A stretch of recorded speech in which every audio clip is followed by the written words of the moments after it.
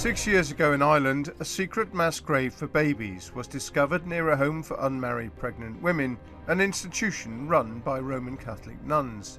The find set off a scandal that has raised deeply disturbing questions about the relationship between the Irish state and the Catholic Church and the distressing fate of thousands of children who died in their care. In this second part of our investigation, correspondent Lawrence Lee reveals shocking new evidence about how and where some of those babies were buried.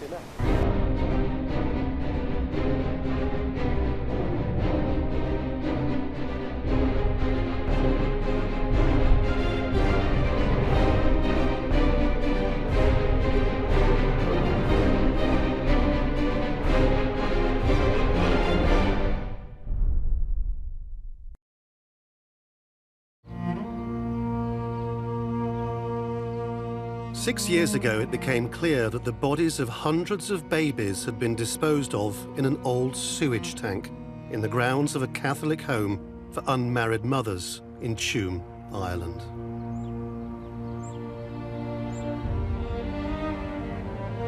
In the first part of our investigation, we looked at the cruel and abusive treatments by church and state of young women accused of the mortal sin of pregnancy outside marriage.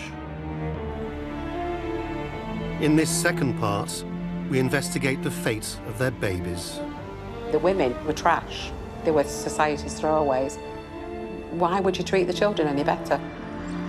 We reveal the sheer scale of the scandal, how thousands of babies died, and why families and survivors feel so betrayed by the authorities.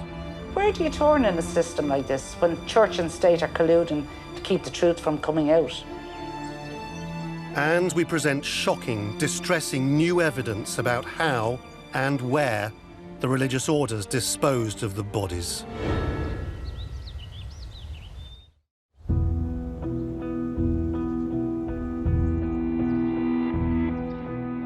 They were often in rather grand buildings, legacies of the British colonial aristocracy. But it is difficult to imagine a harsher start in life than to be born into one of Ireland's cruelly misnamed mother and baby homes. Because behind the carefully cultivated image of pious tranquility lurks a very different reality, as a medical officer, Dr. James Deaney, who visited Bessborough Mother and Baby Home in 1947, later recalled. It was a beautiful institution and seemed to be well run and spotlessly clean. But when he pulled the pristine bedding back from the babies, every baby had some purulent infection of the skin, and all had green diarrhea, carefully covered up. Despite the resistance of local church leaders, Dr. Deaney did get improvements in that home, but the problems continued elsewhere. Those high buildings is where the children slept. Catherine Corless, the local historian who 6 years ago told the world about the babies in the sewage tank in Tuam, grew up in the town. I remember the home babies, as we called them, in school, as being silent and fearful, just pale, kind of thin, miserable. Tuam's mother and baby home was run by the Bon Secours sisters.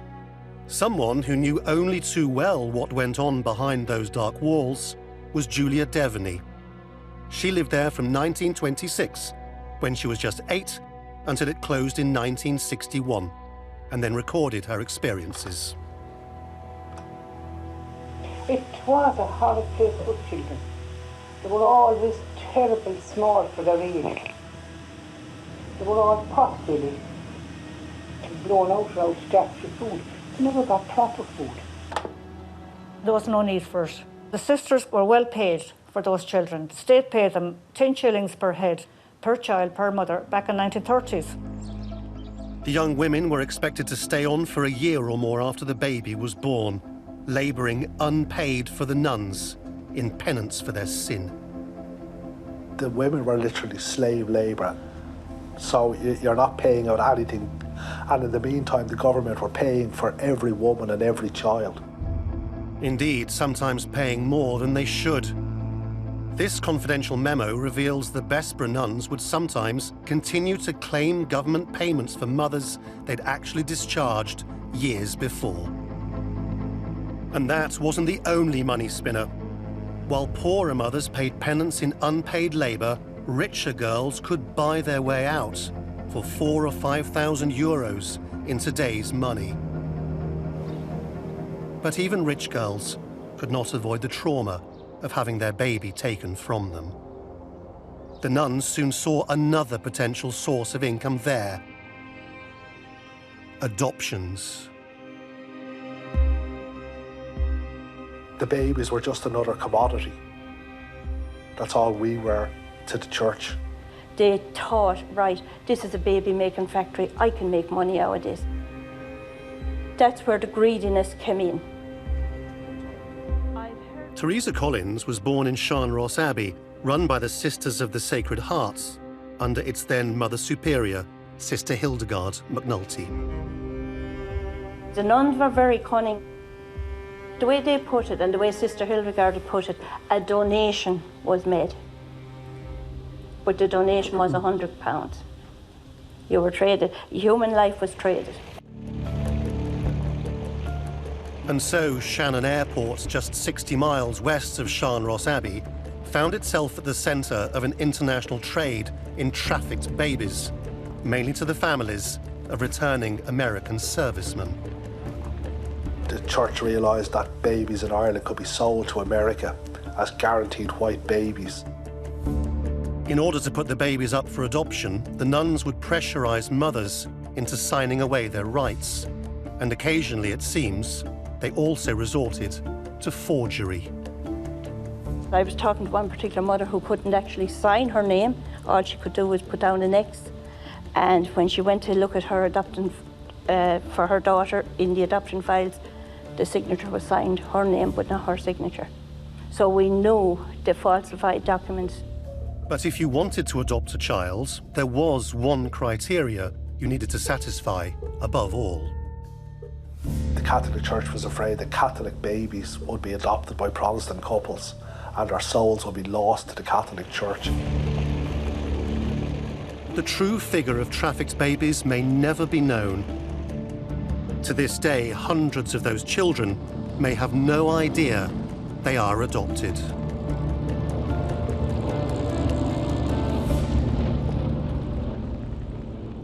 Sister Hildegard reportedly later admitted adoptions became Seanross Abbey's greatest source of income.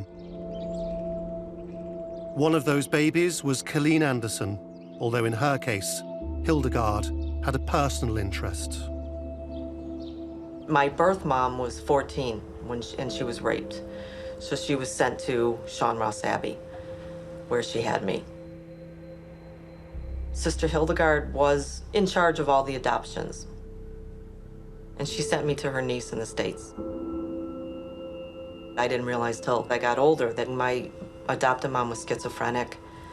And there was a lot of physical and mental abuse. So I ended up in hospital a few times with head injuries. Her just pushing me against a wall, or I'd come to school sometimes bleeding.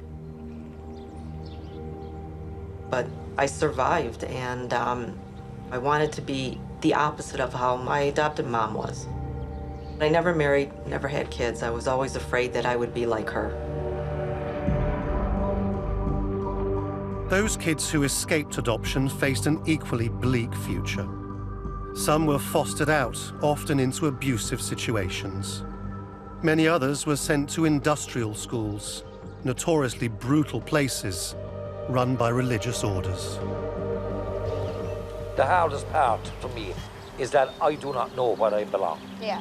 Even at 15 Maurice O'Connell was incarcerated in an industrial school in Tralee, along with his stepbrother, Kevin. Nobody in Tralee saw a mixed-race child before. The nuns told the girls to take the dirt off him. And you had 3 or 4 of them scrubbing my brother. He was red raw. We were starved, we were beaten. There was one day a priest came to visit, and but he sexually molested me when I was about 7 years of age. Most kids stayed at industrial school until the age of 16, when they were kicked out, brutalized and ill-equipped for independent living. Girls were particularly vulnerable. A lot of these young girls were taken advantage of. All of a sudden, they found out they were pregnant. They barely got out of an industrial school, went back into a mother and baby home, and then got transferred to a Magdalene laundry as punishment. In Magdalene laundries run by nuns, so-called fallen women were subjected to abusive regimes of forced labour, often for years. That's where they were reminded of their sin. That was a nice cover-up, wasn't it, to tell them they had to repent while they were getting the free labour in all those laundries. A few people did escape from this conveyor belt of abuse, but it wasn't easy. In 1989, 7 months pregnant, Catherine Coffey O'Brien ran away from Bessborough Mother and Baby Home. She saved her son, educated herself, got a university degree, and became a rights activist. Thank God, my children have had nothing to do with the system. We call it the system. And that's what it was, because the church and state are all the one. They still are. But the most shocking consequence of that church and state system was the fate of those who didn't escape it or survive it. Between 4,000 and 6,000 babies died in Ireland's mother and baby homes from diseases that read like a litany of neglect. Marasmus is malnutrition. Why does a baby, where these people are being paid money to look after them, die of malnutrition? The nuns knew the babies were dying at mortality rates of 20, 30, 40% a year, year after year, and they did nothing about it. In 2015, the government set up a commission of investigation into the whole mother and baby home scandal. For the relatives, the idea that the remains of thousands of children are scattered around Ireland shouldn't really be a matter for a civil commission of inquiry at all. It should be something for these people, the police. There's always a commission, there's always a report, there's always a forum, but we're no closer. The commission, which has produced several interim reports, was supposed to submit its final reports and recommendations in 2018. The families and survivors are still waiting. I do not want any more excuses. I do not want any more whitewashing. Above all, they want to know where these babies are so they can be identified, grieved over, and finally and respectfully laid to rest.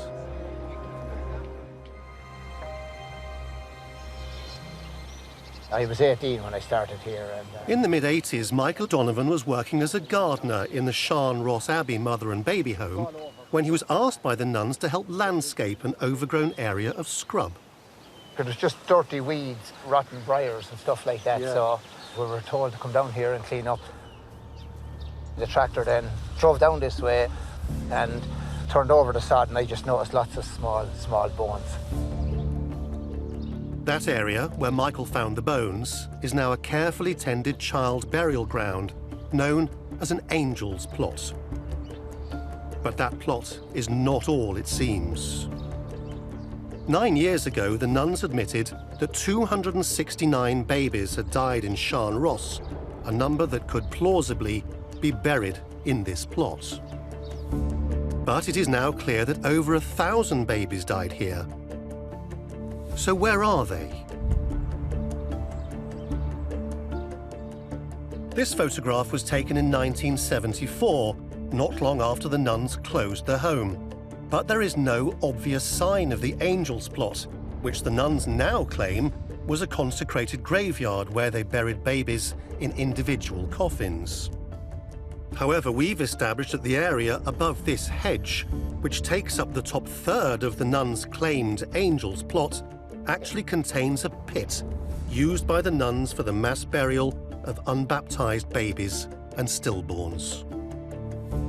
Tony Maguire is an archaeologist and anthropologist who specialises in the location and excavation of unmarked graves. There are no death certificates for these infants, and those infants are not included in your 1,000 plus babies for Sean Ross Abbey.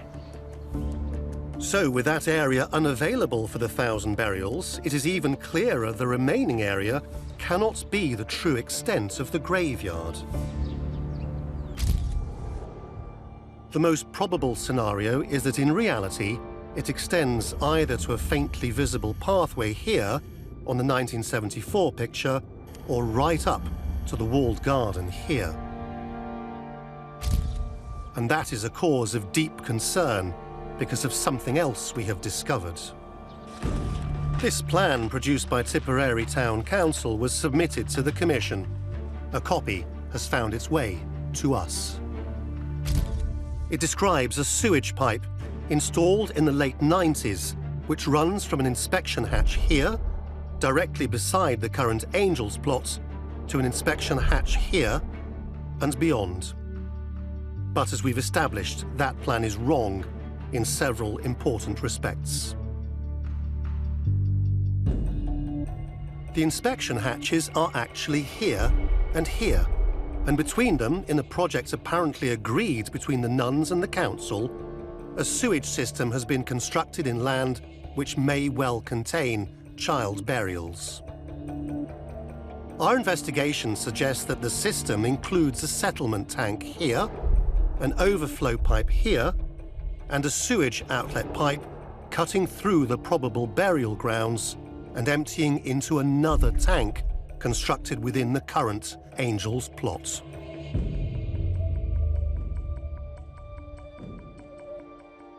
Disturbingly, around the same time the sewage system was installed, yet more damage was done to the potential burial grounds when they were planted with fast-growing conifers.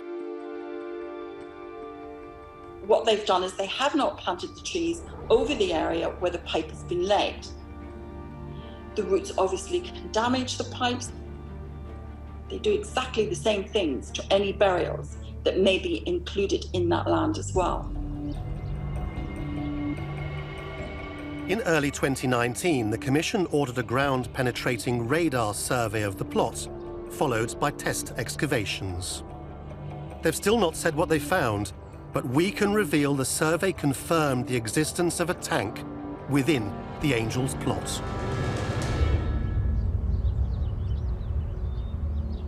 Are we prepared to allow this level of desecration? Babies died. Do we really have such little regard for them that we are not even going to mark them in death?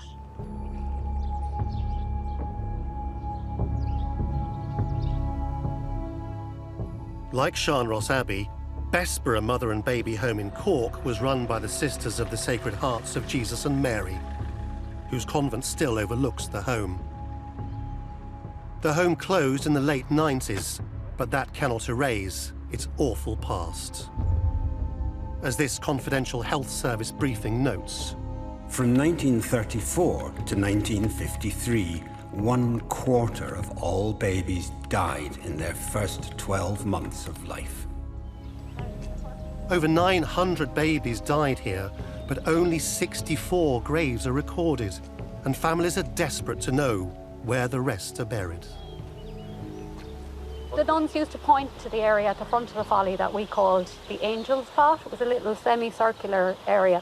She'd bring a woman along and she'd go, "There now." She'd tap the ground. "There now, your baby's buried there." And so this tiny plot became the focus for the grief of survivors and relatives. This was what they called the Angels plot, the area that they said that the 900 babies are buried. Just in that? Yeah, but we know they're not buried in here. The nuns now suggest they can't remember where they buried them. A claim described by the Commission as very difficult to understand. I don't believe for one second they don't know where the burial grounds are, and I don't believe for one second that they don't have full records of everything that happened in those places. The Commission acknowledged that although children could be buried in the grounds, they had reviewed all the available maps, all available aerial images, and had conducted site surveys. But they could find no physical or documentary evidence of possible unrecorded burial arrangements. But the Commission missed a vital piece of evidence. This map. It is a hand-annotated plan prepared by an official cartographer during a site visit in 1949 that Maureen and her group found in the archives of the Irish Ordnance Survey. And it specifically describes an area along the side of a wooded path leading from the main house towards the folly as a children's burial ground. But could unmarked graves still be visible decades after they were dug? A grave never settles. You've loosened the ground, it never fills back in exactly the way it was. So when you get wet autumns and dry summers, it swells and contracts. You also create an artificial reservoir. So vegetation is different. You can see the impressions in the ground quite clearly. The grave is always identifiable. We are in the relevant area now. We're standing on hallowed ground. Am I walking on the baby's grave? Which is a cultural thing that we don't do in Ireland. We sent the drone up to get a better view.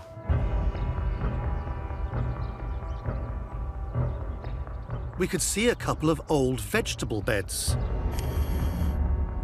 But something else as well. Smaller, rectangular patches. We took our images to Tony. They are regular, they're in rows, they're of size. They would match what you would expect to find for an individual infant burial. Given that you have a potential for infant burial here, they're a definite area of interest, significantly of interest. To ignore prominent features like that is a big mistake. In that small area alone, we can discern perhaps a couple of dozen potential graves. So this whole area is vitally important to the families and to the Commission. But it's also, of course, a potential crime scene, which makes what we see next all the more disturbing. Someone is digging up the area and working towards the suspected graves. It's deeply concerning because no one should be digging around here without a forensic archaeologist on site. There's too much evidence to be lost. It's too dangerous. Are you worried about digging here? There's no suggestion the workman has any idea of the significance of the site, but he agrees to stop work, and we inform the centre management of the area's importance. Just so you know, it's an area under question. The Commission told us it was well aware of all the matters we mention and added that as it was conducting a statutory investigation, it does not comment on the evidence available to it. But this story is very far from over. Thousands of survivors and bereaved families are still waiting for the truth, still waiting to find their dead, and still waiting for someone to be called to account. The Church and the Irish state have a lot of questions to answer. You can't be a healthy society if you're not willing to look at what you did to thousands and thousands of your own citizens. There's a lot of guilt on my end, and again, I think it's just the little child inside.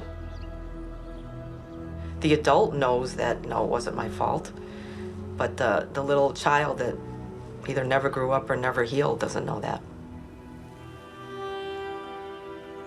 The church and state did not bank on any of us coming out publicly and speaking about it. They banked on the shame. But we've nothing to be ashamed about.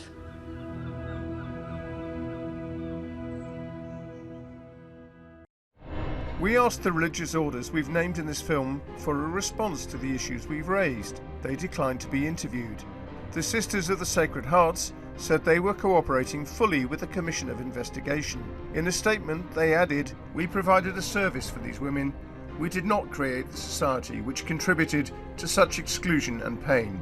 The Sisters of Bon Secours said only that they continued to cooperate with the Commission and could not comment ahead of its final report. We also asked Tipperary County Council for a response to the issues we've raised in relation to the Angels plot at Sean Ross Abbey. It told us that the plan it had submitted to the Commission was only an indicative drawing and was not drawn to scale. The Council did not address our questions about the location of the burial plot, but did say their investigation had determined no environmental issues.